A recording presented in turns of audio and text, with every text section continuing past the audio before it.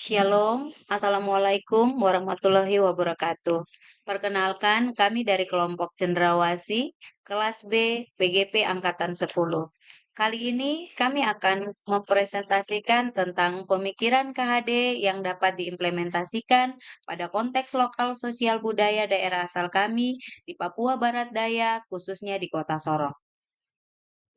Perkenalkan, inilah fasilitator kami, Bapak Aswin Anwar Abdul Kadir, dan pengajar praktik kami, Ibu Deni Adelina Tiffany Novitasari. Inilah anggota kelompok cendrawasih yang terdiri dari 5 orang. Yang pertama, saya sendiri, Else Francisca Agaki. Yang kedua, Ibu Silvi Amelia Liklikwatil. Yang ketiga, Ibu Mirianti Pasande. Yang keempat, Ibu Mary Lianti Iriani Dama. Dan yang kelima, Ibu Dina Simanjuntak. Terkait pemikiran Ki Hajar Dewantara tentang pendidikan adalah mengantarkan murid selamat dan bahagia.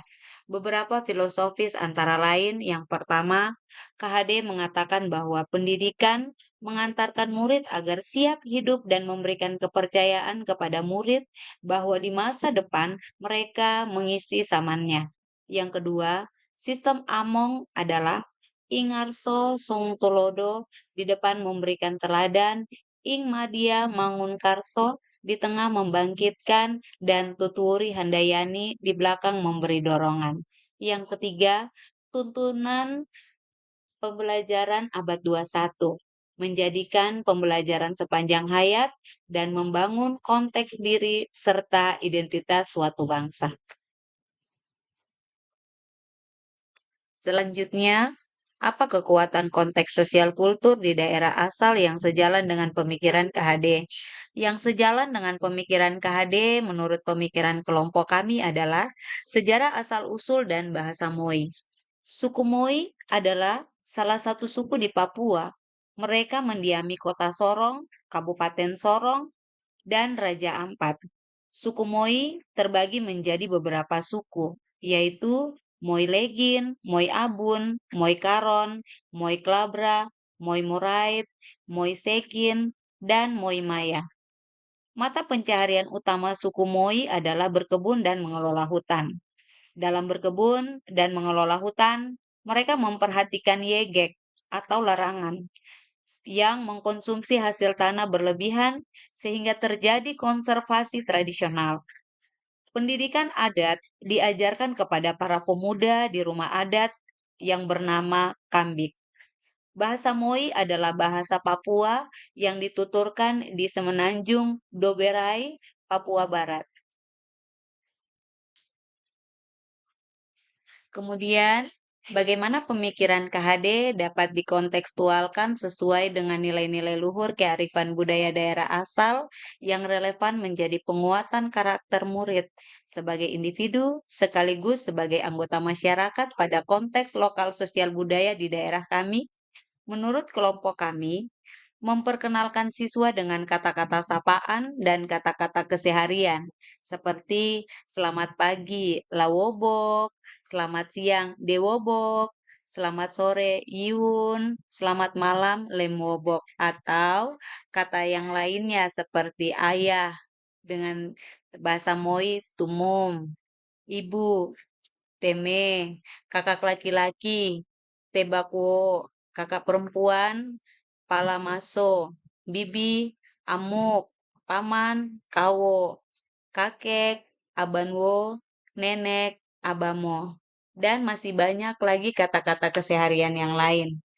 Dengan menggunakan kata-kata sapaan, tidak hanya masyarakat Moi saja, tetapi di semua kalangan masyarakat dan akan dimuat di dalam kurikulum.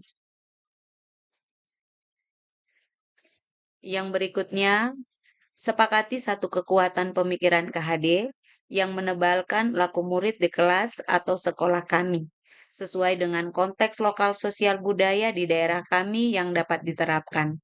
Menurut kelompok kami, peserta didik mengalami kebebasan, kebahagiaan, di mana peserta didik berusaha untuk mencari tahu atau belajar sendiri maupun dengan tuntunan guru sebagai guru pamong untuk mengucapkan kata-kata tersebut dan juga menambah pengetahuan peserta didik tersebut, sehingga dapat berbaur dengan lingkungan di mana tempat peserta didik itu berada. Selanjutnya, alur kerangka Merdeka Belajar adalah sebagai berikut. Tujuan utama adalah pelajar Indonesia merupakan pelajar sepanjang hayat yang memiliki kompetensi global dan berperilaku sesuai dengan nilai-nilai Pancasila.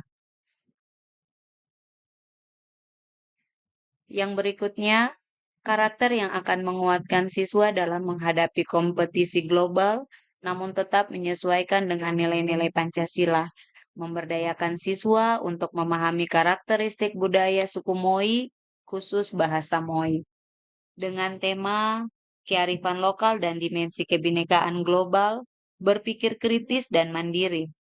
Pelajar Pancasila dapat mengenal dan menghargai budaya, mampu berkomunikasi intelektual dalam berinteraksi antara sesama dan memahami diri serta situasi yang dihadapi.